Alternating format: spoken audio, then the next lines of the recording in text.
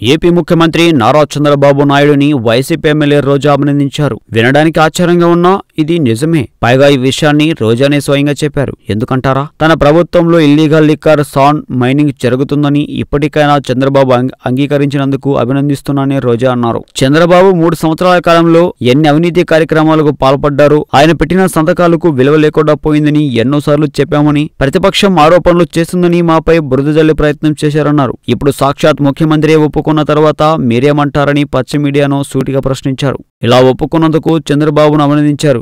ఇప్పటి వరకు cabinet meeting లో తాగునీరు, ఎస్సీ, ఎస్టీ, బీసీ, మైనార్టీల స్కాలర్షిప్ల పెంపుపై, పేదల ఇళ్లపై ఒక్కసారైనా చర్చించారని ప్రశ్నించారు. కానీ లిక్కర్ విషయంలో మాత్రం అనేకసార్లు చర్చలు జరిపామన్నారు. అందుకు 2 ఏళ్లు ఉన్న లైసెన్సును 5 ఏళ్లకు పొడిగించడమే ఎందుకు నిదర్శనమన్నారు. తనకు అనుకూలంగా ఉన్న పత్రికలో ఇల్లీగల్ బెల్ట్ షాపులను రద్దు చేశామని రాయించుకోవడం దారుణమన్నారు. బెల్ట్ షాపులను రద్దు చేయడం ఏంటి? చంద్రబాబు అధికారులకు చెబితే వాళ్లే మోయిస్తారు కదా అని చురకలేశారు. విచ్చలవిడిగా మద్యం అమ్మాలని టార్గెట్లు పెట్టిన చంద్రబాబు నేడు మహిళలు తిరగబడేసరికి రద్దు అనే మాట మారుస్తున్నారంటూ రోజా ఆగ్రహించారు.